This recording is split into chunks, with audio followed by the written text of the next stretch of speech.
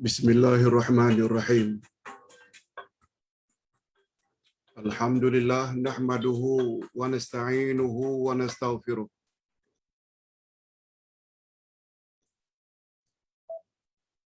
Wa na'udzu billahi min shururi anfusina wa min sayyiati a'malina.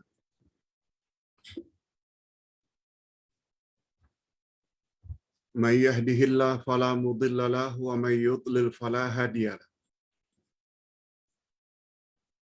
Asyhadu an la ilaha illallah wahdahu la syarika lah wa asyhadu anna Muhammadan abduhu wa rasuluh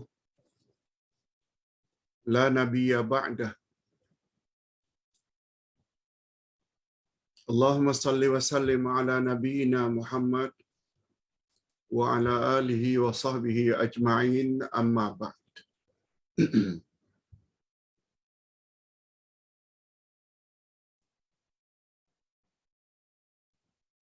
Hadirin dan hadirat serta para pemirsa yang saya hormati, Assalamualaikum warahmatullahi wabarakatuh.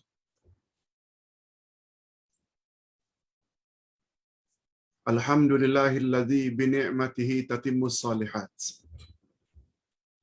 Kita bersyukur kehadirat Allah Azza wa Jalla.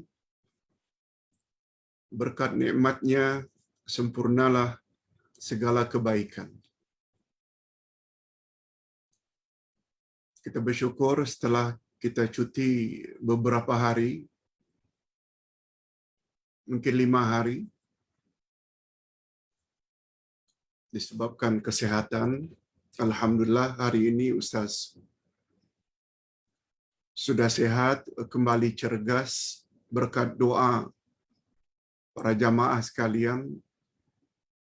Terima kasih. Di antara segala pertolongan dan bantuannya, sama ada dalam bentuk material, makanan, keuangan yang tak dapat Ustaz sebutkan satu demi satu. Lebih-lebih lagi doa dari sekalian jamaah, sehingga pada hari ini kita dapat mulai kembali kajian kita tentang selok-belok agama. Pelajaran kita pada pagi ini adalah pelajaran yang ke-11 dari buku ini, 12 panduan ibadat. Lihat muka surat atau halaman 125, panduan yang ke-11. Mengutamakan asas-asas ibadat. Ustaz tulis di sini ada 6 asas-asas ibadat dalam Islam. Ada 6.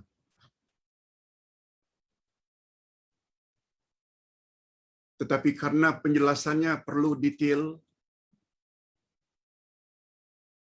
sempurna, kita bagi 2.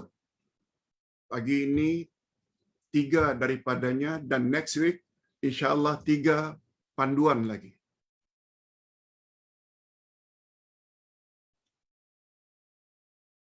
Kalau ditanya mengapa Pak Ustaz perlu dijelas dengan detail,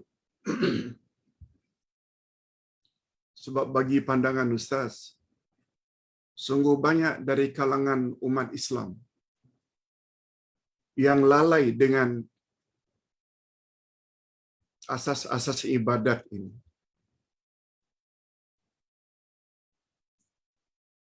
Bukan hanya dari kalangan orang awam, malah dari kalangan para ustaz, para pendakwah, para da'i. Banyak yang mengabaikan asas-asas ini.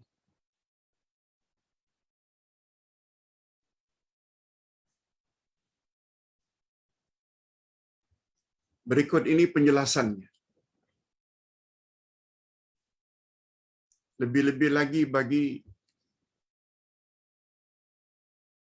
para jamaah yang baru ikut kelas Uday.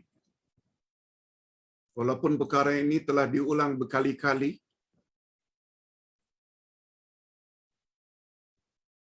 jangankan orang baru, orang lama pun masih yang keliru menurut pengamatan Ustaz. Apa dia Pak Ustaz? Okey, kita langsung saja to the point. Tujuan manusia dicipta oleh Allah Subhanahu wa taala adalah agar manusia beribadat kepadanya.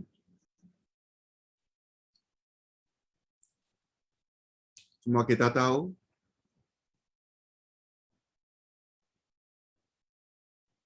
itu sebabnya kita perlu memohon kepada Allah senantiasa. Allahumma inni as'aluka ilman nafi'a. Sebaiknya dibaca sehabis salat subuh. Mula-mula hidup saja, celik mata, menghadapi hari berikutnya, yang kita minta pertama sekali adalah ilmu yang bermanfaat. Kemudian baru rizqan thayyibah, rezeki yang baik-baik. Kemudian baru yang ketiga, amalan mutaqabbala, amal yang diterima.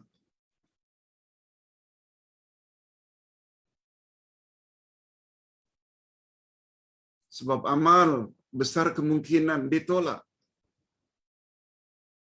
bila pemakanan kita, pemakaian kita tidak halal. Itu nanti penjelasan pada panduan yang ke-12, yang terakhir. 2 minggu lagi. Itu sebabnya yang kita minta ilmu yang bermanfaat dulu, kemudian rezeki yang baik, yang halal, kemudian amal yang diterima. Walaupun pemakanan dan pakaian kita halal belaka, masih lagi ibadat kita besar kemungkinan Allah reject. Andai kata kita tidak mempunyai ilmu. Itu sebabnya ulama tafsir menafsirkan makna ilman nafi'ah, ilmu yang bermanfaat dalam Al-Quran, membawa makna segala ilmu yang dapat menyempurnakan matlamat hidupmu. Apa dia matlamat hidup? Untuk beribadat pada Allah. Ini dia. Jadi panduan yang ke-11 ini sangat mustahak.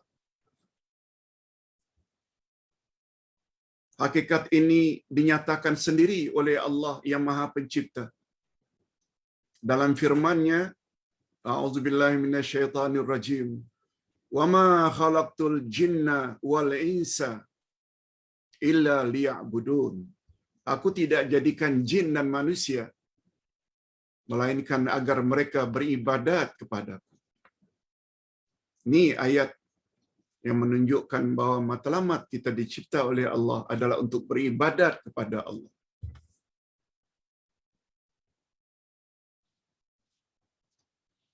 Namun demikian, ibadat kepada Allah terbagi kepada 2 jenis. Ini perlu diketahui. Sungguh banyak ustaz dapati, bukan dari kalangan orang awam saja, dari kalangan asatizah, ustaz-ustaz, dari kalangan duat, pendakwah-pendakwah, guru-guru agama, yang tidak begitu jelas pembahagian ini. Walaupun matlamat kita dicipta oleh Allah untuk beribadat pada Allah, tapi ingat, ibadat pada Allah terbagi 2.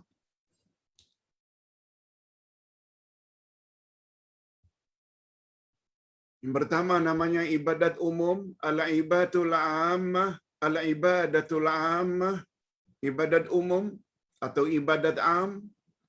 Yang kedua, al-ibadatul khassah, ibadat khas, ibadat khusus. Okey. Sekarang kita ingin tahu Apa beza dua ibadat itu, Pak Ustaz? Yes. Itu pertanyaan sangat mustahak. Ada bezanya, Pak Ustaz? Ibadat am dengan ibadat khas? Ada. Pertama, definisi dulu. Ta'rif ibadat am. Dalam bahasa Arabnya disebut ismun jami'un likulli ma yuhibbuhu Allah wa yardah minal aqwali wal af'al az-zahirah wal batinah. Terjemahannya, ibadat am ialah segala kegiatan manusia, segala aktiviti manusia seharian dalam hidup ini yang diridai dan disukai oleh Allah. Itu syaratnya. Segala aktiviti manusia dalam hidup, asalkan aktiviti tersebut disukai dan diridai oleh Allah, sama ada dalam bentuk ucapan, ini seperti ceramah, menyampaikan kebenaran, membaca Quran, zikir, salawat, itu semua ucapan-ucapan yang diridai oleh Allah, atau perbuatan, salat, puasa, zakat, sedekah, itu perbuatan yang Allah redha. Yang zahir, yang nampak, seperti ucapan salamnya, seperti salatnya, sedekahnya, itu nampak. Dan yang batin. Batin maknanya niat.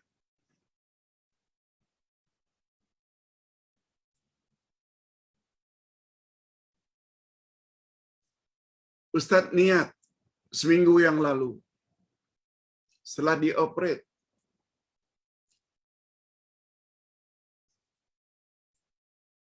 ditampal, Ustaz rasa tak selesa berhadapan dengan jamaah kalau pipi masih lagi ditampal. Dibuka, walaupun dibuka pada hari Sabtu pagi, tapi jahitannya masih nampak. Ada 8 jahitan.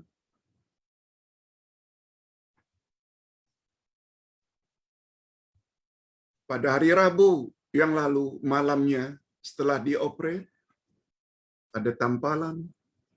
Ustaz mengambil kesimpulan untuk jumpa pagi Selasa. Apa sebab? Sebab semalam hari Isnin, jahitan yang 8 itu dibuka.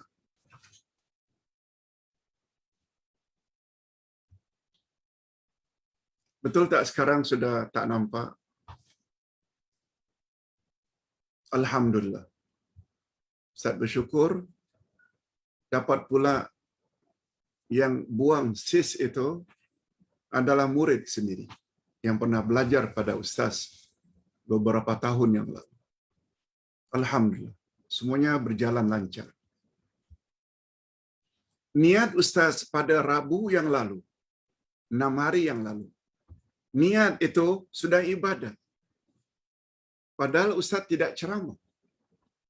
Baru niat saja, dah dapat pahala. Sesuai dengan sabda Nabi, siapa yang melakukan atau yang berniat untuk berbuat baik, belum lagi dia berbuat baik, dah ditulis pahala 1. Bila apa yang dia niatkan yang baik itu dilaksanakannya, dia dapat 10. Siapa yang niat yang tidak baik, hanya baru niat yang tak baik, tidak ditulis dosa. Kecuali apabila dia laksanakan niat jahatnya, baru ditulis 1. Allahu Akbar. Betapa pengasih penyayangnya Allah Subhanahu wa taala. Okey. Itu definisi ibadat am. Ibadat am maknanya segala aktiviti yang kita lakukan dalam seharian asal saja mengharap redha dan kasih sayang Allah.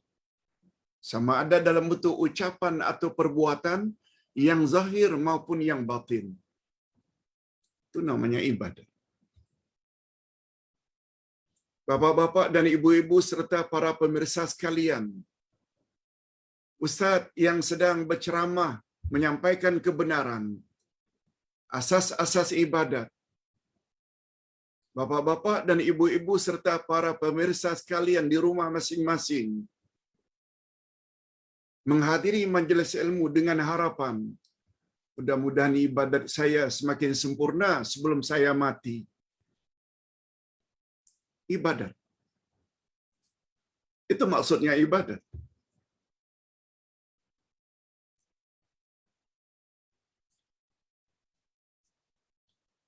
Isteri menyediakan sarapan untuk suami sebelum pergi kerja. Sama ada keluar atau di rumah, melalui Zoom, isteri menyediakan sarapan suami. Ibadat. Suami bekerja, apakah buka kedai gerai atau bekerja di syarikat atau pada kerajaan, niatnya dengan tujuan untuk menyara anak isteri dengan rezeki yang halal. Ibadat. Yes. Luas makna ibadat.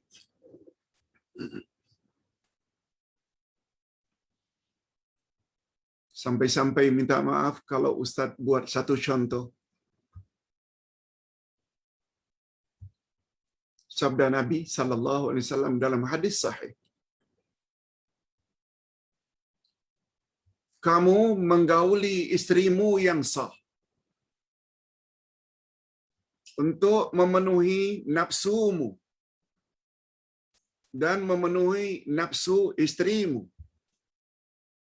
lalu mengadakan hubungan kelamin. Itu adalah ibadat. Sehingga para sahabat bertanya, "Ya Rasulullah, jima' dengan istri juga ibadat?"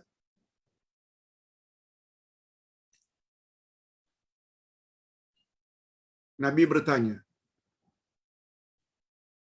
Di atas keheranan sahabatnya, Nabi jawab, "Bagaimana pendapatmu jika kamu mengadakan hubungan kelamin, memuaskan nafsu dengan wanita-wanita yang bukan istrimu?" Coba jawab. Bagaimana jika kamu memuaskan nafsumu bukan dengan istrimu yang sah? Sudah tentu haram ya Rasulullah. Nah, jawab Nabi, demikian jugalah jika kamu memuaskan nafsu seksmu dengan istrimu yang sah. Dia ada nilai sedekah. Ada membawa makna pahala di situ.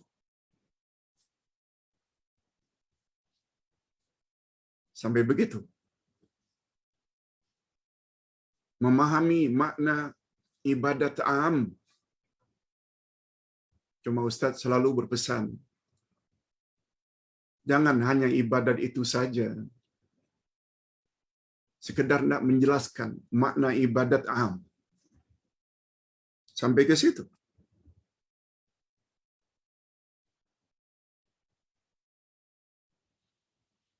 Itu sebabnya apabila pucuk pimpinan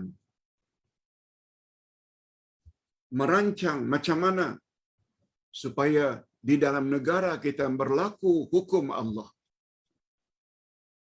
Merancang. Itu sudah ada nilai ibadat. Sama ada kesampaian atau tidak, itu bab lain.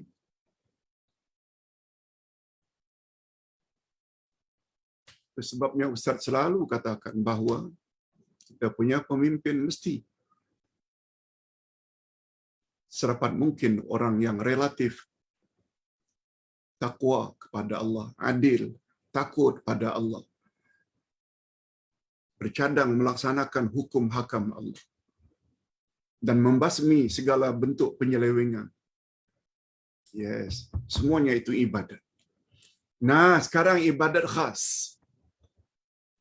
Apa dia ibadat khas, Pak Ustaz? Kita pindah. Ibadat khas ialah segala kegiatan manusia seharian yang lazim dinamakan dengan ibadat, yang lazim dikatakan dengan ibadat. Ibadah salat, ibadat puasa, ibadat zakat, ibadat haji, ibadat umrah, nazar, doa.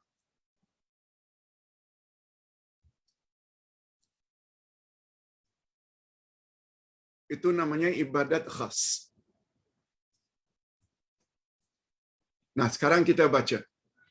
Jika dibandingkan antara dua jenis ibadat di atas, ibadat am dan ibadat khas, maka nyatalah bahwa ibadat umum atau ibadat am sifatnya lebih umum dan mencakupi segala kegiatan manusia yang berkaitan dengan akidah, yang berkaitan dengan muamalat, yang berkaitan dengan akhlak. Sedangkan ibadat khusus atau ibadat khas terbatas pada ibadat-ibadat yang lazim disebut sebagai ibadat. Yes. Dengan kata lain bila disebut ibadat am, termasuk di dalamnya ibadat khas. Tapi apabila disebut ibadat khas, tidak termasuk di dalamnya ibadat am. Mudah-mudahan para jemaah mau dapat memahaminya. Sebab ibadat am, segala aktiviti dalam hidup, asalkan mendapat rahmat dan kasih sayang Allah. Sama ada ucapan atau perbuatan yang zahir atau yang batin. Oh, sangat luas. Termasuk ihsan pada ibu bapa. Termasuk membantu para fuqaha. Luas. Tapi ibadat khas, dia khas.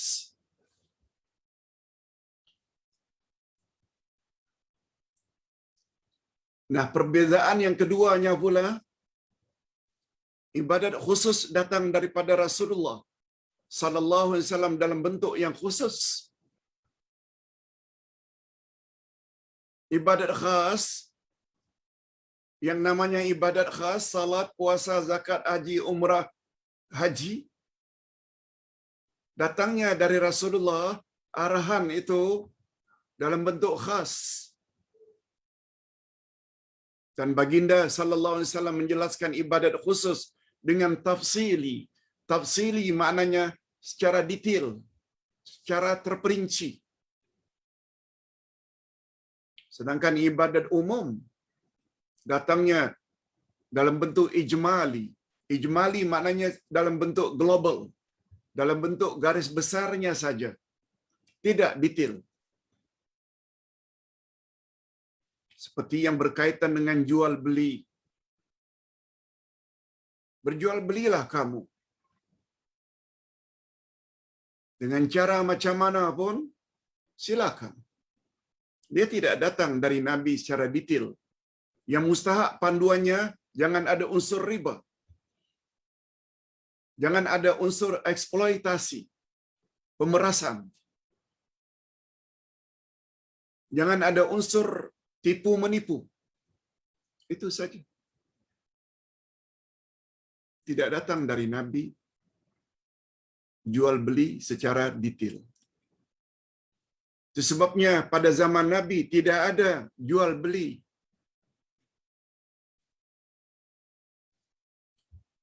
Secara online. Tapi sekarang cukup kita pesan secara online saja. Masukkan duit sesuai dengan harganya pada akaun tertentu. Tak datang tak lama kemudian, beberapa hari datang pesanan kita. Tak pernah terjadi ini di zaman Nabi. Itu maknanya dalam bab ibadat ammah, dia datang dari Nabi secara ijmali, global, garis besarnya saja. Begitu juga tentang sewa menyewa, pinjam meminjam dan lain-lain. Untuk mendapat gambaran yang lebih jelas dan terperinci, sila rujuk kitab Akidah Ahlussunnah wal Jamaah jilid 1 muka surat 79 hingga 85. Kitab akidah yang Ustaz tulis. Sila rujuk. Nah, sekarang setelah kita tahu ibadat terbagi dua, ibadat am, ibadat khas. Ibadat am, segala aktiviti dalam hidup asalkan mengharap kasih sayang dan redha Allah. Dalam bentuk ucapan atau perbuatan yang zahir dan yang batin. Sedangkan ibadat khas pula yang datang dari Nabi secara khusus.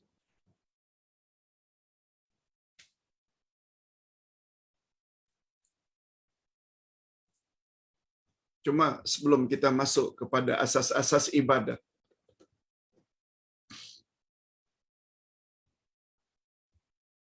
Ustaz ingin kembali kepada ayat 56 Az-Zariyat tadi. Apa kata Nabi? Wa ma khalaqtul jinna wal insa illa liya'budun. Aku, kata Allah, tidak jadikan jin dan manusia melainkan agar mereka beribadat kepadaku. Tolong jawab pertanyaan Ustaz. Agar beribadat padaku. Dengan makna ibadat am atau ibadat khas? Tolong jawab.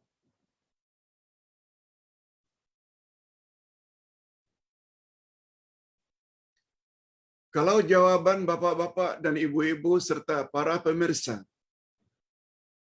wah, tentu saja ibadat khas Pak Ustaz.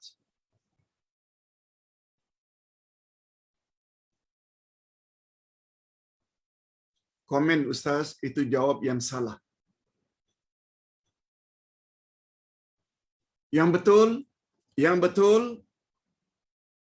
tidaklah aku jadikan jin dan manusia kecuali agar mereka beribadat kepadaku dengan maksud ibadat am.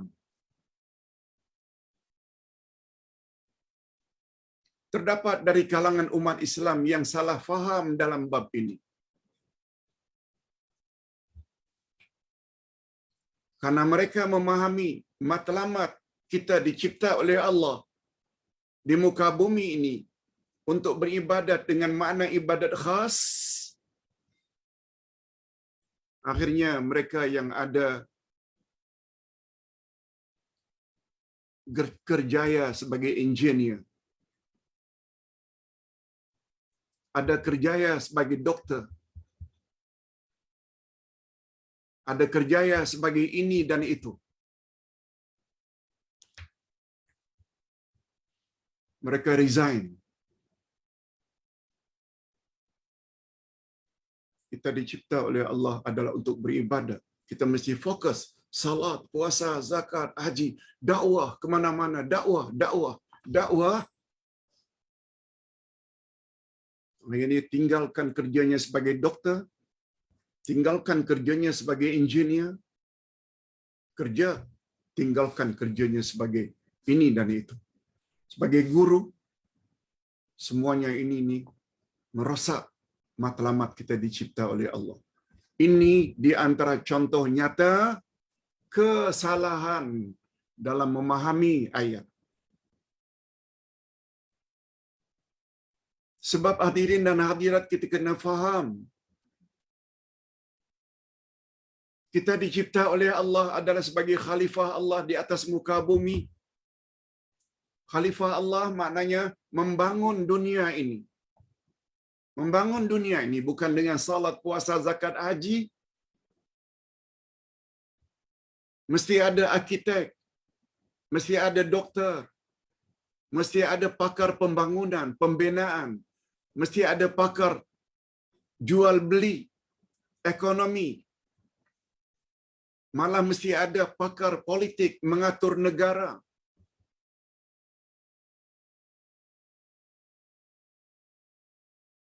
Kita dicipta oleh Allah sebagai khalifah Allah. Khalifah maknanya pengganti Allah untuk membangun dunia ini. Ringkasnya,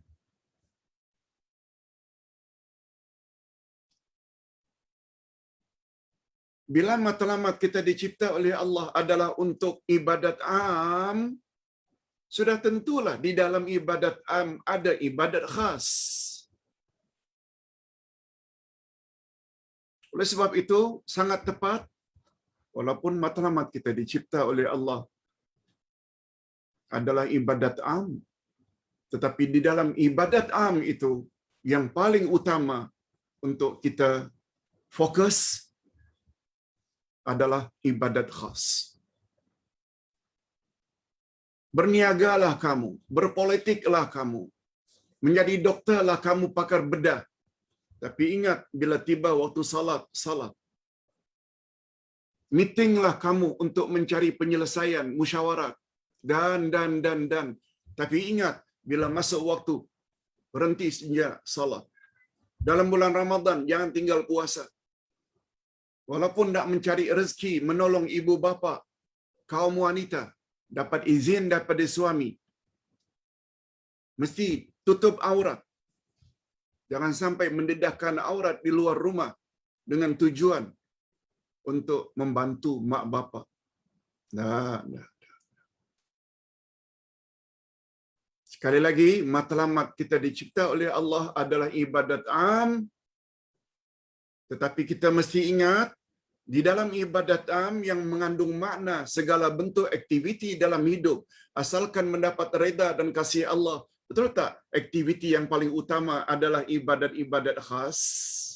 Yes.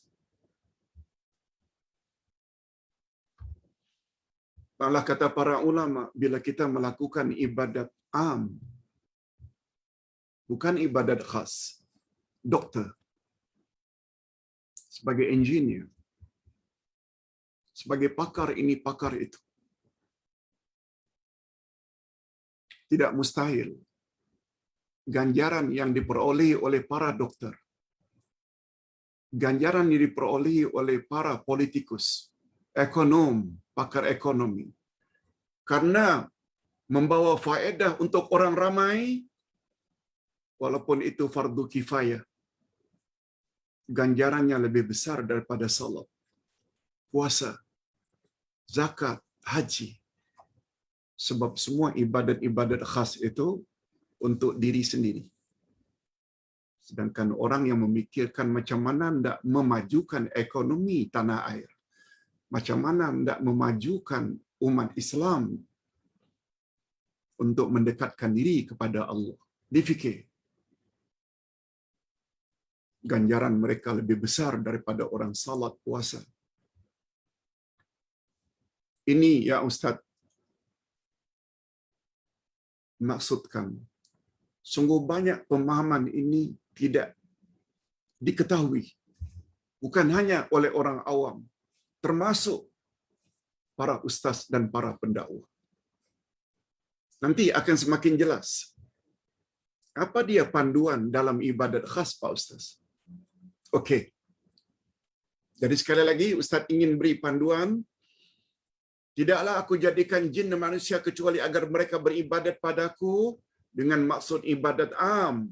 Bila disebut ibadat am, automatically di dalamnya ada ibadat khas. Tapi apabila kita katakan matlamat kita dicipta oleh Allah adalah ibadat khas, salat, puasa, zakat, haji, maka muncullah orang yang akhirnya tidak mau jadi doktor lagi, tidak mau jadi engineer lagi, tidak mau jadi. Bagi pandangan Ustaz, itu adalah tafsiran orang yang tidak cerdik, yang tidak belajar. Di sini perlunya kita tahu adanya pembahagian ibadat am dan khas. Okey. Sekarang kita ingin membahas 3 daripada 6 asas-asas ibadat. Adapun asas utama ibadat, ibadat khusus maksudnya, yang datang dari Nabi, sebagaimana yang ditetapkan dan disyariatkan oleh Allah Subhanahu wa taala, dapatlah disimpulkan seperti berikut. Ada 6. Yang pertama, ibadat khas adalah tauqifiyah. Tauqifiyah berasal dari perkataan waqafa. Bukan taufik ya. Bukan TAF. TAUF. Bukan taufik. F. Tidak. TAUQ. Tauqif. Yang berasal dari kata waqaf. Apa makna waqaf? Dalam ilmu tajwid, betul tak waqaf maknanya terhenti? Itu sebabnya kita dipanggil wukuf di Arafah. Berhenti di Arafah. Wukuf juga mengandung makna berhenti. Itu sebabnya dalam istilah orang Arab, mamnu'ul wukuf. Bahasa Englishnya, no parking. Parking berhenti. Mamnu dilarang, wukuf no parking. Tidak boleh berhenti.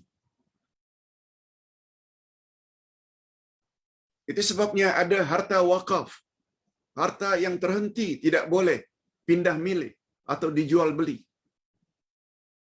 Jadi tauqif maknanya segala panduan yang datang dari Nabi terhenti sebagaimana yang diajar oleh Nabi. Dengan kata lain, ibadat tidak boleh reka-reka. Salat subuh Nabi kata 2 rakaat, 2 rakaat. Salat maghrib kata Nabi 3 rakaat, 3 rakaat. Zuhur, asar, isya 4 rakaat, 4 rakaat. Salat 4 rakaat bila musafir boleh diqasar menjadi 2, 2 rakaat. Puasa Ramadan wajib, mesti Ramadan, tak boleh puasa di bulan lain untuk puasa wajib. Tawaf mesti di Kaabah yang ada di Mekah. Wukuf mesti berada di Arafah. Kita mesti buat exactly macam yang datang dari Nabi. Kita baca. Tauqifiyah bermakna sesuatu ibadat tidak boleh dicampurkan dengan unsur-unsur akal. Tetapi mestilah ada sumber perintahnya daripada al-musyarri' laha, iaitu pihak yang mensyariatkannya, yakni Allah Subhanahu wa taala. Ataupun dari Nabi sallallahu alaihi wasallam. Sebab Nabi kalau mengajar kita, karena baginda mendapat arahan dari Allah untuk disampaikan kepada umat. Hakikat ini dapat kita lihat dengan jelas melalui firman-Nya. Ini firman Allah. A'udzubillahi minasyaitonir rajim. Summa ja'alnaka 'ala syari'atin minal amr fattabi'ha wa la tattabi' ahwa'al ladzina la ya'lamun. Ini ayatnya. Kemudian kami jadikan kamu berada di atas suatu syariat, yaitu peraturan dari urusan agama ini. Maka ikutilah syariat itu dan janganlah kamu ikuti hawa nafsu orang-orang yang tidak mengetahui. Minta maaf kalau Ustaz cakap. Minta maaf. Kalau ada guru-guru kita mengajar sesuatu ibadat khas, salat ke, salat fardu atau salat sunnah, zikir ke, puasa ke, tidak ada dalilnya dari Allah dan Rasul, tidak sebagaimana yang Allah suruh dan sebagaimana yang Rasul suruh. Sebenarnya ustaz itu orang yang tidak tahu. Bahasa kasarnya jahil. Sebab asas ibadat pertama mesti tauqifiyah. Terhenti sebagaimana yang diarahkan oleh Allah dan Rasul. Minta maaf. Wujud tak dalam masyarakat yang mengajar kita selawat-selawat yang bermacam-macam, sampai selawat yang ada unsur syirik pun diajar. Terdapat tak dari kalangan orang yang cukup digeruni, orang yang cukup terpandang, dikasihi, mengajar apabila kamu dalam kesusahan, sebut nama Nabi Khidir. Apa ini? Memohon perlindungan itu adalah ibadat. Ibadat mesti ditujukan kepada Allah. Apabila kamu salat, baca ini, baca ini. Zikir selepas salat. Padahal tidak ada datang dari Quran, tidak datang dari hadis Nabi. Yang mengajar itu orang jahil. Allah yang sebut, la ya'lamun. Mereka orang yang tidak tahu. Bahasa kasarnya, orang bodoh. Orang macam itu mau diikut.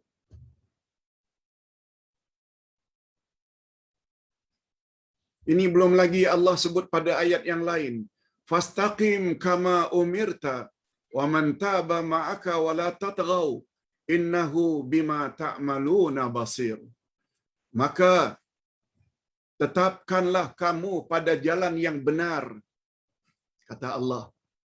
Istiqamahlah kamu di atas jalan yang benar, sebagaimana diperintahkan kepadamu. Siapa yang perintah? Dua saja. Kalau tidak Allah, Rasul.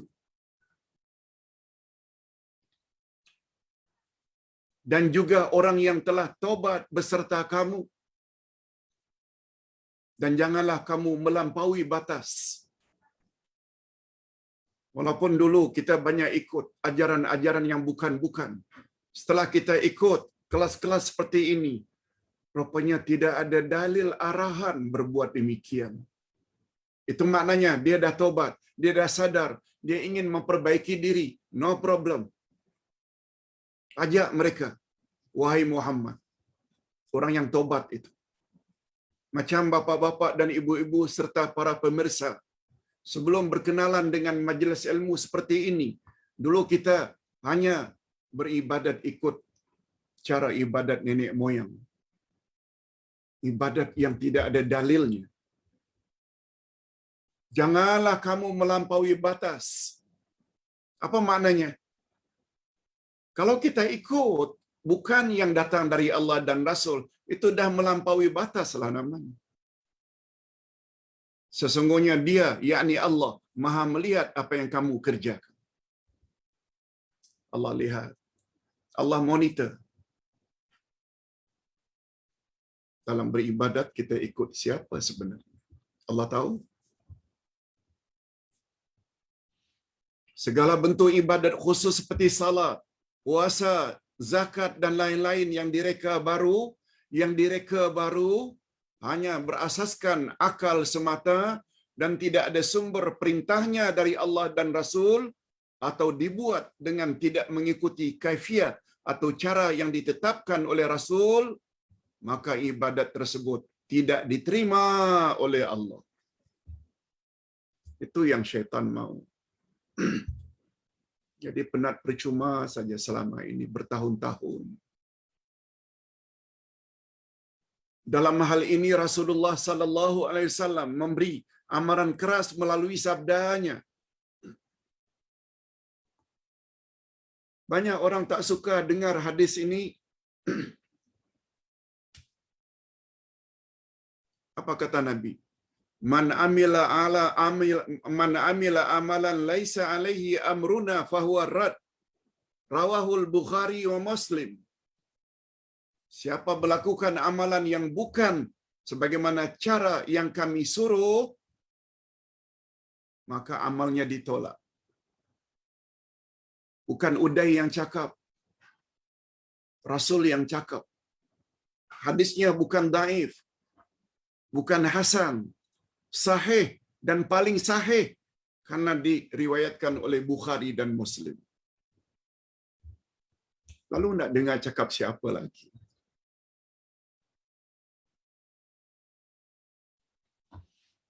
Pikir-pikirlah sebelum kedatangan Israel, malaikat maut cabut. Tobatlah. Apa makna tobat? Kembali ke pangkal jalan. Cara-cara dulu yang tidak ada asas tinggalkan.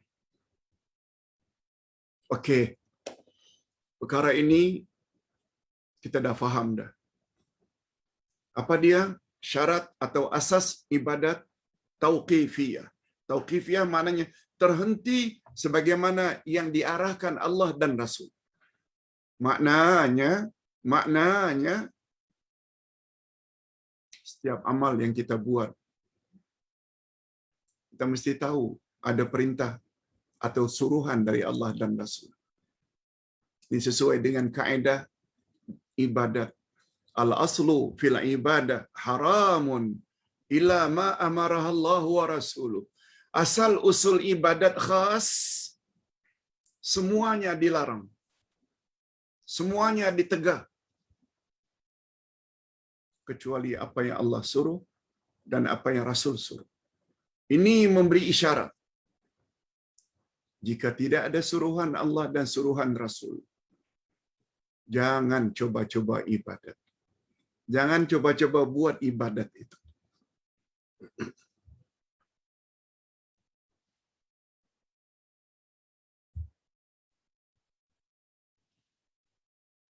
Ekoran daripada mengetahui asas pertama ibadat adalah tauqifiyah. Tauqifiyah maknanya dalam beribadat mesti tahu suruhan Allah dan suruhan Rasul. Ini memberi isyarat. Kita mesti tambah ilmu senantiasa tentang salat. Alhamdulillah Ustaz sempena cuti 5 hari ini telah dapat menyelesaikan beberapa buku untuk dikoreksi dan selanjutnya akan kita cetak dalam masa dekat. Tafsir surat Al-Fatihah. Luar biasa. Hebatnya.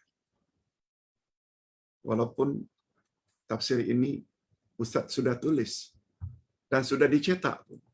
Lama. Tahun 98. 25 tahun dah umurnya. Sekarang kita perbaharui dalam edisi baru. Ustaz perkemaskan lagi. Tafsir surat Yasin. Zikir-zikir setelah salat fardu. Alhamdulillah, tak lama lagi kita akan dapat memperolehinya insya-Allah. Baik. Setelah kita faham makna tauqif, itu sebabnya segala tunjuk ajar dari tuan guru kita tanpa membawa apa-apa dalil dari Quran atau hadis Nabi, tolong abaikan. Jangan kata, guru saya lebih tahu. Dia tak akan buat kalau tidak ada dalil. Tanyalah sedikit, tuan guru, apa dalilnya? Paling-paling tuan guru akan kata, jangan tanya, kamu Wahabi. Begitulah permainan syaitan akhir zaman. Orang yang coba cakap benar, lalu dimomok-momokkan supaya dibenci. Syukur alhamdulillah, bapak-bapak dan ibu-ibu, kita jumpa dengan orang yang pernah mendapat gelaran Bapak Wahabi Malaysia. Ustaz tak kisah apapun cemohan orang, yang mustahak kita nanti berdiri di depan mahkamah ilahi. Karena amalan kita, keyakinan kita berasaskan apa kata Allah, apa kata Rasul. Di mahkamah ilahi Allah akan jadi hakim. Nabi Muhammad akan jadi saksi. Kalau kedua pihak ini, hakim dan saksi, memihak kita, insya Allah kita akan bahagia. Walaupun orang-orang yang tidak setuju di dunia dulu cemoh kita dengan bermacam-macam cemohan. No problem. Itu hanya akan menguntungkan kita. Cuma tidak banyak orang yang sabar menghadapi perkara ini. Yang kedua, panduan yang kedua, bersih dari segala unsur syirik. Ini asas.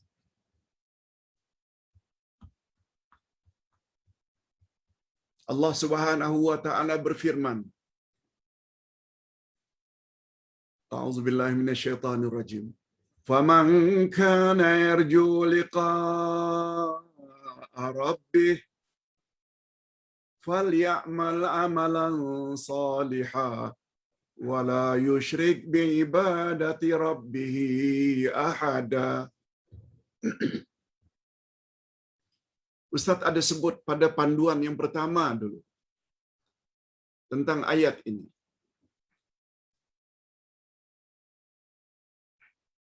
Lihat muka surat 10. Daripada Abu Hakim katanya, Rasulullah telah bersabda, jika tidak diturunkan ke atas umatku Al-Quran kecuali ayat terakhir dari surat Al-Kahfi, niscaya sudah memadailah ayat itu bagi mereka. Allahu Akbar. Ini ayat yang kita bacakan tadi. Andai kata ayat 6,000 lebih ini, 30 juz tidak diturunkan. Kecuali ayat yang terakhir dari surat Al-Kahfi ini, yang berbunyi, barang siapa yang mengharap pertemuan dengan Tuhannya, hendaklah dia beramal saleh. Dan janganlah dia menyekutukan Allah. Dah memadailah bagi mereka. Apa maksudnya? Izinkan Ustaz untuk menjelaskan secara bebas. Kata Imam Ibnu Katsir, siapa mengharap pertemuan dengan Tuhannya, itu bunyi ayat, faman kana yarju liqa'a rabbih. Makna panjangnya, barang siapa mengharap pertemuan dengan Tuhannya untuk kolek ganjaran terhadap segala bentuk aktiviti yang dia telah lakukan, sama ada ibadat am atau ibadat khas, syaratnya ada 2. Hendaklah ia beramal saleh. Dan yang kedua, janganlah dia menyekutukan Allah dalam beribadat. Kata ulama tafsir, hendaklah dia beramal ibadat, beramal saleh, hendaklah dia beramal saleh dengan makna asdaquhu. Hendaklah dia beramal dengan amal yang sebetul mungkin. Hendaklah dia beramal dengan amal yang sebenar mungkin. Asdaquhu. Tolong jawab. Amal ibadat yang paling betul, ikut siapa? Ikut tuan guru ke? Ikut Pak Kiai ke? Ikut wali Allah ke? Ikut Habib ke? Atau ikut Nabi Muhammad sallallahu alaihi wasallam? Jawabnya, ikut Nabi. Inilah dia yang dimaksudkan dengan tauqifiyah. Syarat pertama tadi. Wala yusyrik bi ibadati rabbih ahada. Ini syarat kedua. Jangan dia berbuat syirik ketika beribadat pada Allah. Itu dia panduan yang kedua.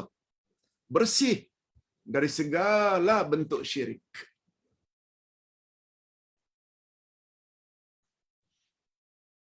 Bila ayat Quran sudah dibaca, hadis Nabi sudah dibaca, hadirin dan hadirat serta para pemirsa masih lagi tak mau faham, tak tahu. Ustaz tak boleh buat apa-apa lagi. Dah sampai dah. Sadarilah hadirin dan hadirat, kita ini sudah berada pada penghujung umur. Sama ada kiamat besar, tanda-tandanya sudah banyak.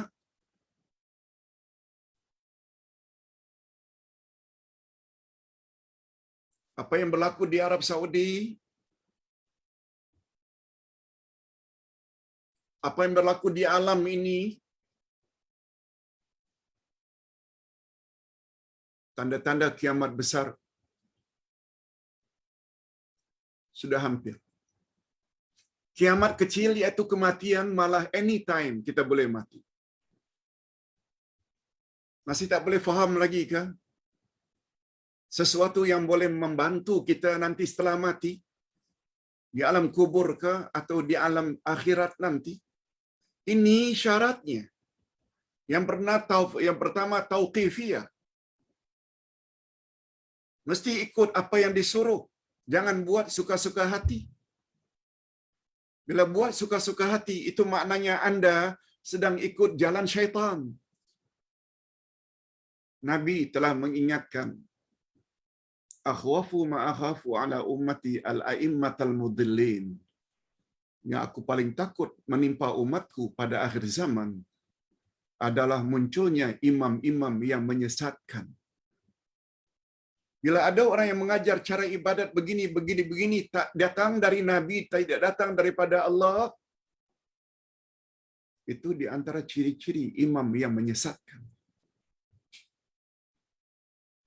Ibadat mesti ikut apa yang Allah suruh, apa yang Rasul suruh.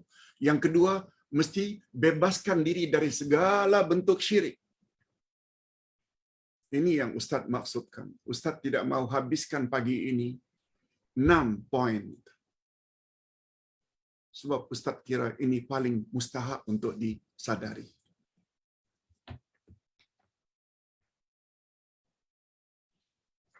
Apalagi kita tahu dalam kajian kita beberapa hari yang lalu, perkara-perkara yang boleh mengakibatkan amal ditolak. Pertama sekali adalah syirik. Allah Subhanahu wa taala berfirman. Coba lihat muka surat 130. Walaqad uhiya ilaika wa ilal ladzina min qablik la in asyrakta la yahbatanna amaluk wa la takunanna minal khasirin. Dan sesungguhnya telah diwahyukan kepadamu dan kepada nabi-nabi yang sebelummu, jika kamu berbuat syirik, yaitu mempertuhankan Tuhan, mempertuhankan Allah, menyekutukan Allah, jika kamu menyekutukan Allah, niscaya akan hapuslah amalmu dan tentulah kamu termasuk orang-orang yang merugi. Haji dah 3 kali, umrah 5 kali, saban 3 bulan khatam Quran. Selain salat fardu awal waktu, buat rawatib qabliyah ba'diyah, diikuti dengan duha, diikuti dengan tahajud witir. Selain puasa Ramadan juga puasa sunat Senin Kamis. Zero. Di akhirat tidak ada value, tidak ada nilai semua amal-amal itu gara-gara syirik. Berapa banyak pakcik-makcik yang mendatangi bomo, percaya ramalan bomo, dan itu adalah syirik besar. Sila baca 8 jenis syirik besar pada penghujung kitab Akidah Ahlussunnah wal Jamaah jilid 1. Ada namanya syirkut ta'ah, ada namanya syirkut doa, ada namanya syirkut sifat, ada namanya syirkut tasarruf, ada namanya syirkul mahabbah, syirik cinta. Kita mencintai wali-wali Allah atau orang-orang tertentu melebihi daripada cinta kita kepada Allah dan Rasul. Bila kita diberitahu, oh ajaran yang diajar oleh Tuan Syekh itu tak datang dari Nabi lah. Nabi ajar tak macam itu. Mana awak tahu? Guru saya lebih tahu. Indirectly, itu bermakna awak telah cinta kepada guru awak melebihi daripada Nabi Muhammad sallallahu alaihi wasallam. Itu saja sudah dapat mengakibatkan hancur amal kita.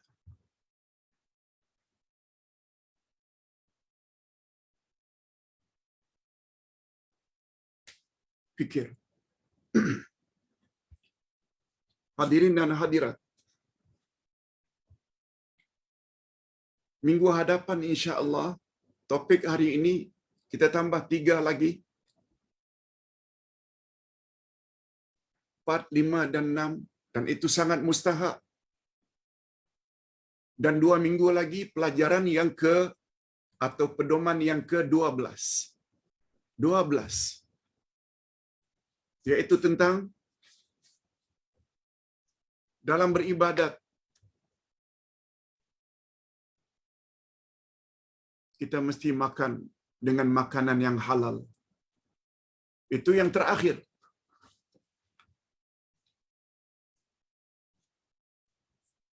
Mungkin ada jemaah yang ingin tanya, Pak Ustaz, setelah buku ini kita nak pakai buku apa? Ini jawabannya. Bapak-bapak dan ibu-ibu sudah beli pun. 30 kunci kebahagiaan.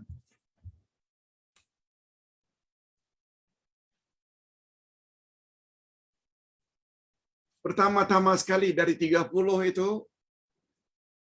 fikir dan syukur. Ini dia. Untuk mencapai kebahagiaan, fikir.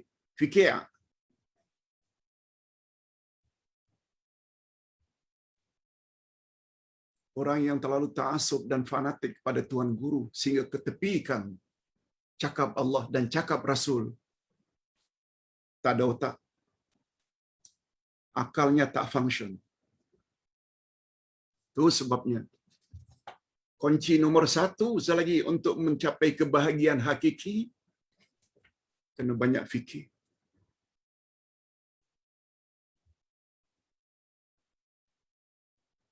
Allah Subhanahu wa taala semua ucapannya benar belaka, la raiba fi.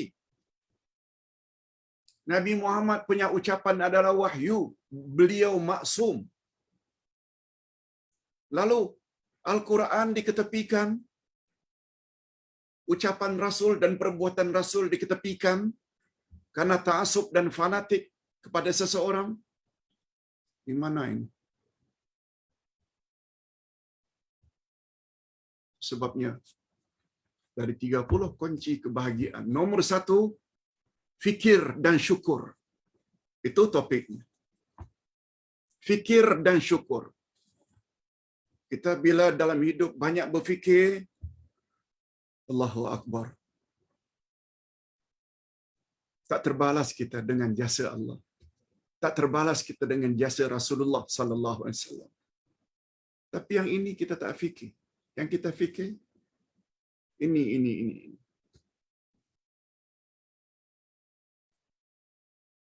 Ingat, fikir ni dengan akal. Akal pembeza antara manusia dengan binatang.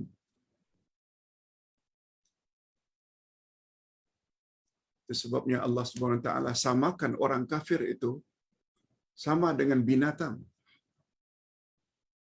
Sesungguhnya orang-orang kafir itu mereka makan, mereka berseronok-seronok enjoy, makan minum bagai binatang-binatang enjoy makan dan minum.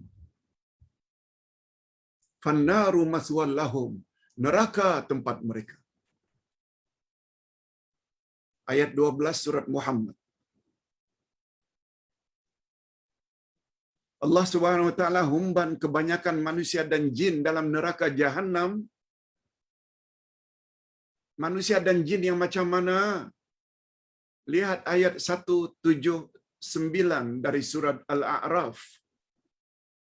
Walaqad zara'na li jahannam katsiran minal jinni wal insi. Kami lemparkan ke dalam neraka jahanam kebanyakan manusia dan jin. Manusia yang jin dan jin macam mana? Lahum qulubun la yafqahuna biha. Mereka ada akal tapi mereka tak mau fikir. Walahum a'yunun la yubsiruna biha. Mereka ada mata tapi tak mau lihat kebesaran Allah.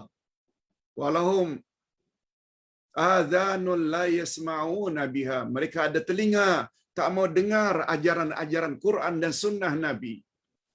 Ulaika kal an'am. Mereka tak ubahnya bagaikan binatang-binatang. Jangan marah Ustaz. Ustaz menyampaikan saja. Allah yang cakap.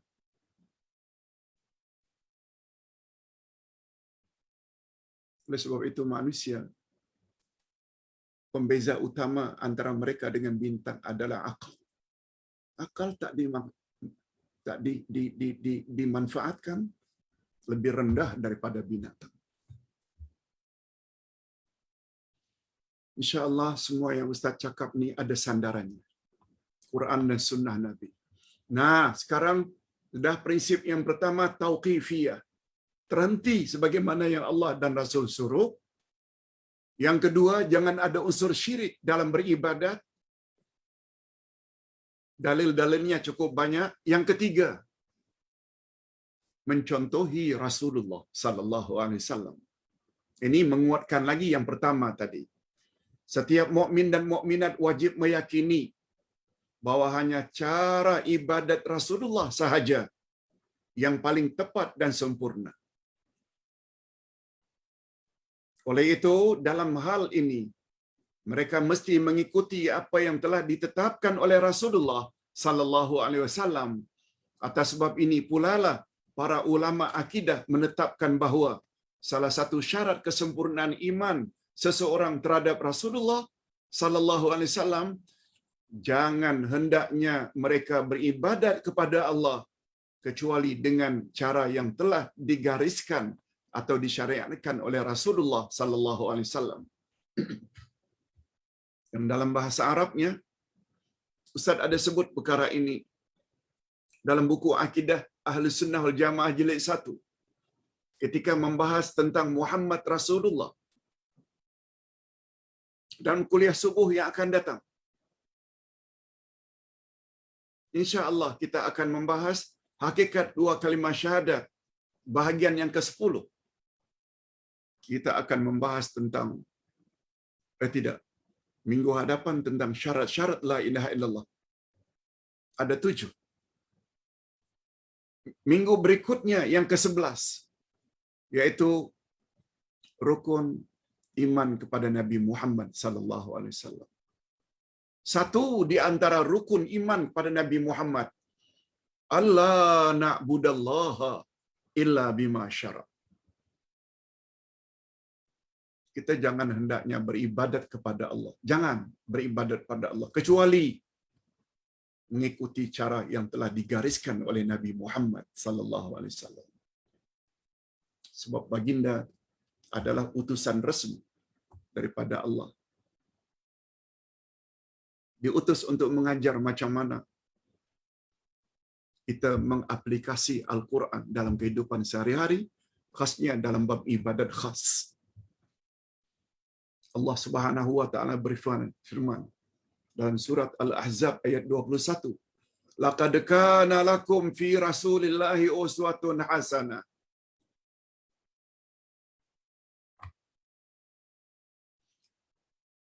Sesungguhnya telah ada diri Rasulullah. Sesungguhnya telah ada pada diri Rasulullah suri teladan yang baik bagimu. Laqad kana, sesungguhnya adalah fi Rasulillah, pada diri Rasulullah terdapat uswatun hasanah, role model, contoh teladan yang terbaik. Allah tidak sebut laqad kana lakum fil habaib. uswatun hasanah. Sesungguhnya telah ada pada diri Habib-Habib contoh teladan yang terbaik. No. Laqad kana lakum fi kiai, tuan guru, ulama, uswatun hasanah. Allah telah jadikan pada diri ulama, pada diri kiai, pada diri tuan guru contoh teladan yang terbaik. Allah tak sebut. Ya Allah sebut fi Rasulillah, merujuk pada Nabi Muhammad sallallahu alaihi wasallam.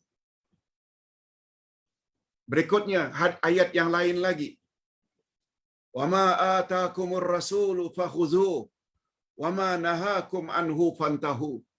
Apa saja yang datang dari Rasul, ambil olehmu. Dan apa saja yang dilarang oleh Rasul, jauhi olehmu. Allah tak sebut. Wa ma ataakumul habib fakhuzuhu. Apa yang diberi oleh Habib, ambillah olehmu. Apa yang dilarang oleh Habib, jauhi olehmu. Memahami Quran nomor 1 dalam hidup.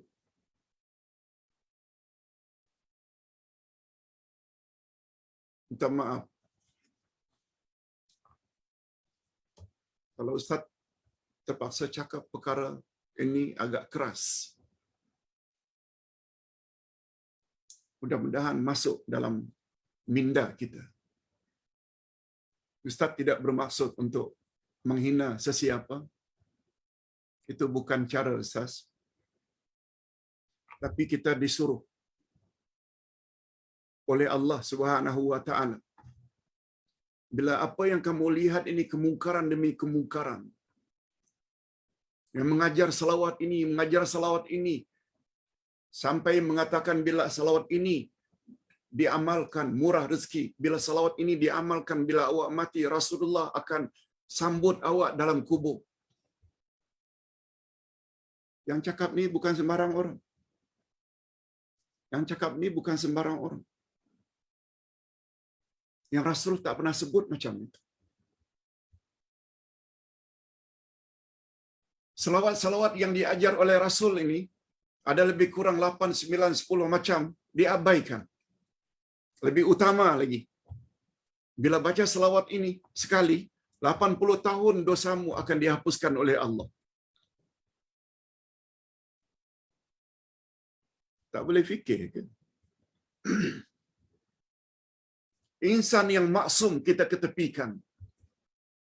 Insan-insan yang tidak maksum, yang terdedah dengan kekeliruan, kita ikut. Itu sebabnya dalam buku ini, fikir.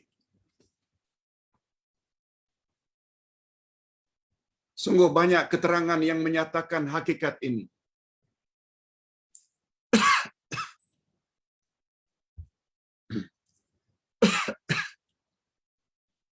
Kita baru baca beberapa ayat saja dari sekian ratus ayat yang menyebut tentang perkara itu.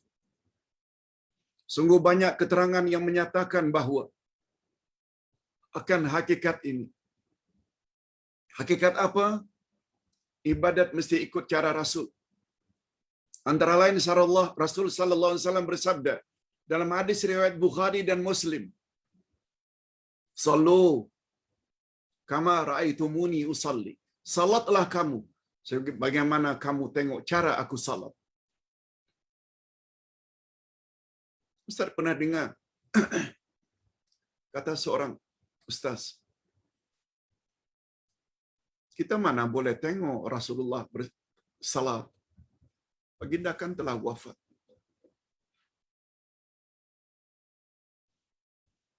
Orang berkenaan barangkali menginginkan ikut cara aku.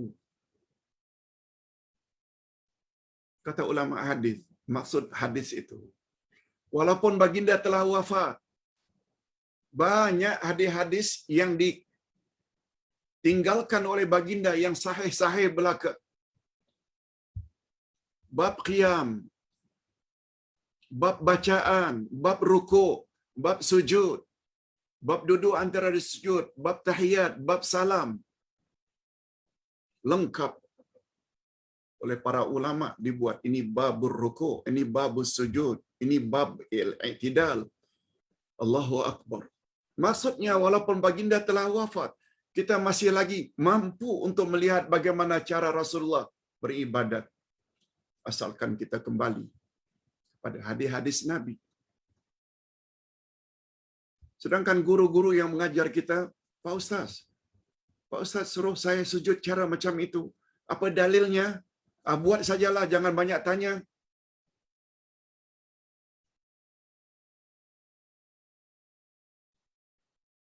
Kalau itu jawaban Tuan Guru yang Anda selama ini tekuni, tolong talak 3 sajalah.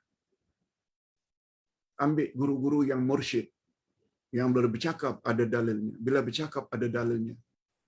Ini yang boleh membawa Anda selamat insya-Allah di akhirat nanti.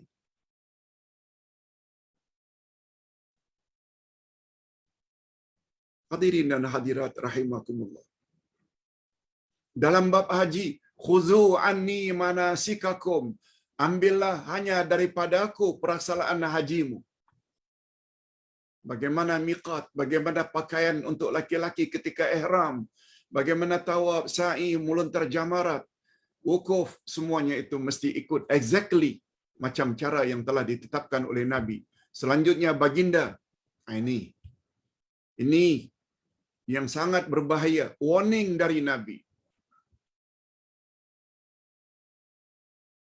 Warning dari ustaz, kita boleh percaya, boleh tidak. Tapi bila warning datang dari Nabi, dalam hadis sahih Bukhari Muslim lagi, lalu kita abaikan, apa kata Nabi? Man amila amalan laisa alaihi man amila amalan laisa alaihi amruna fahuwa rad. Man amila amalan laisa alaihi amruna fahuwa raddun. Siapa yang buat amalan yang bukan sebagaimana cara yang kami suruh, maka amal itu ditolak. Hadis riwayat Bukhari dan Muslim. Tak takut. Padahal orang yang bercakap ini, orang ini nih yang akan ditanya oleh Allah nanti sebagai saksi. Ya Muhammad, si fulan ini beramalnya, ibadatnya cara begini-begini. Memang macam itu ke yang kau ajar? Naam. Ya Rabb. Selamat orang berkenaan. Tetapi apabila kita beramal ibadat, lalu Allah tanya kepada saksi Nabi kita, Nabi Muhammad, memang macam ini ke? Ya Muhammad,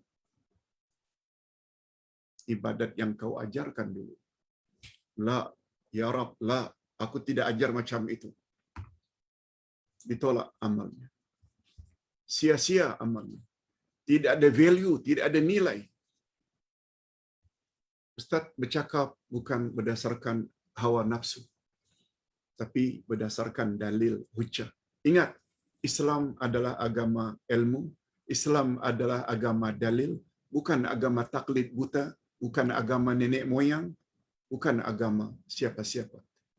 Dia adalah agama Allah yang dibawa atau disampaikan oleh Rasulullah sallallahu alaihi wasallam. Atas sebab itu dalam kitab Al-Muwatta, Imam Malik membawa satu hadis sahih, taraktu fikum amraini in amsaktum bihima lan tadillu abada, Al-Quran wa sunnati. Aku tinggalkan 2 pedoman untukmu wahai umat. Selagi kamu berpegang teguh, kamu tidak akan bila kamu berpegang teguh pada kedua-duanya, kamu tidak akan sesat selama-lamanya, yaitu Quran dan Sunnah.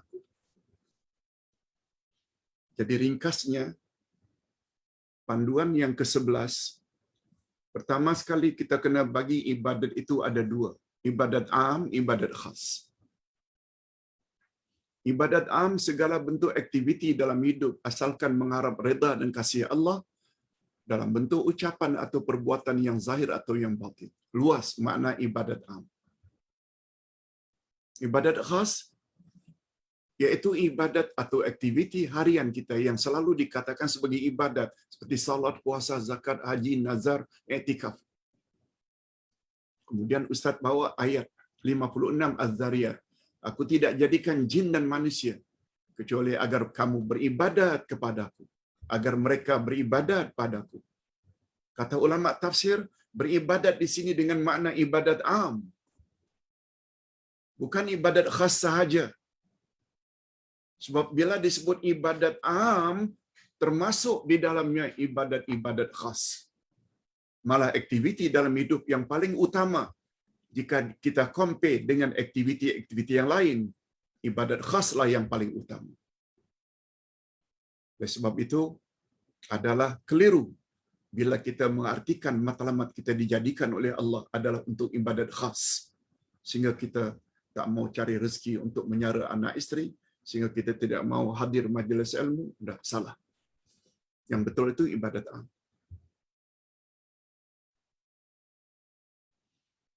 Ada 6 asas-asas ibadat dalam Islam. Yang pertama sekali, asas ibadat dalam Islam tauqifiyah. Terhenti, ibadat itu hendaklah terhenti sebagaimana yang disuruh oleh Allah dan yang disuruh oleh Rasul. Yang kedua, dalam kita beribadat, kita hendaklah jauhkan diri sejauh-jauhnya unsur-unsur syirik. Kedua-dua syarat ini tertera pada ayat terakhir di surat Al-Kahfi.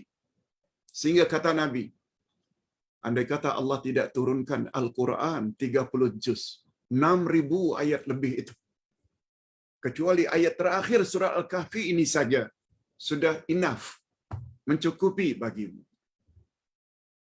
Menunjukkan begitu powerful surat terakhir surah Al-Kahfi, yang membawa makna, jika kamu benar-benar ingin menemui Tuhanmu untuk kolek ganjaran dan aktiviti yang kamu lakukan di dunia dulu, syaratnya ada 2. Hendaklah kamu beramal saleh, maknanya hendaklah kamu beramal dengan amal yang sebetul mungkin. Ini dia maknanya, mesti ikut cara Rasulullah, sebab cara Rasulullah yang paling betul. Yang kedua, jangan hendaknya kamu menyekutukan Allah dalam beribadat. Ini dia asas yang kedua.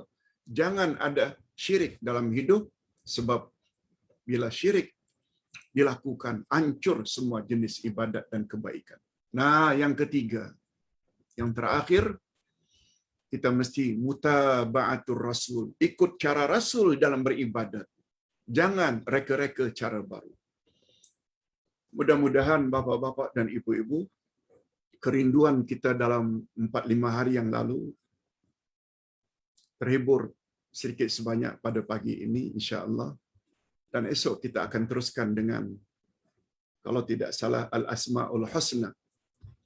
Nama Allah Al-Jamil, Allah Maha Cantik, Allah Maha Indah. Sampai jumpa esok. Kita akhiri dengan doa seperti biasa. Alhamdulillahirabbil alamin. Wassalatu wassalamu ala asyrafil anbiya'i wal mursalin wa ala alihi wa sahbihi ajma'in. Rabbana ighfir lana dzunubana wa liwalidina warhamhum kama rabbawna shighara. Ya Allah, ampunkanlah dosa kami dan dosa kedua ibu bapa kami. Dan cucurilah mereka rahmat-Mu ya Allah, sebagaimana mereka telah didik kami sejak dari kecil. Rabbana hab lana min azwajina wa dzurriyyatina qurrata a'yun waj'alna lil muttaqina imama. Ya Allah, berilah kami pasangan hidup dan zuriat keturunan yang menyedapkan pandangan mata dan hati kami, dan jadikanlah kami pemimpin bagi orang-orang yang bertakwa. Ya Allah, ya Tuhan kami, pada pagi ini kami telah didedahkan dengan beberapa asas-asas utama dalam beribadat. Yang pertama, ibadat khusus. Dia adalah tauqifiyah, terhenti sebagaimana datang arahannya dari Engkau ya Rasul, ya Allah. Yang kedua, dalam beribadat Kami tidak boleh menyekutukan Engkau, ya Allah, walau sedikit. Jangankan syirik besar, syirik kecil pun seperti riak tak boleh ada dalam beribadat. Dan yang ketiga, Engkau telah arahkan supaya kami menjadikan Nabi Muhammad sallallahu alaihi wasallam sebagai role model, khasnya dalam bab akidah dan ibadat. Oleh sebab itu berilah kami kekuatan, ya Allah, untuk menjadikan Rasulullah sallallahu alaihi wasallam satu-satunya insan untuk kami jadikan teladan dan contoh yang terbaik, supaya kami layak mendapat kebahagiaan di dunia dan kebahagiaan di akhirat. Wassallallahu ala nabiyyina Muhammad wa ala alihi wa sahbihi ajma'in. Subhana rabbika rabbil izzati amma yasifun. Wa salamun ala mursalin. Walhamdulillahi rabbil alamin. Subhanakallahumma wa bihamdik. Asyhadu an la ilaha illa anta astaghfiruka wa atubu ilaik. Wassalamualaikum warahmatullahi wabarakatuh.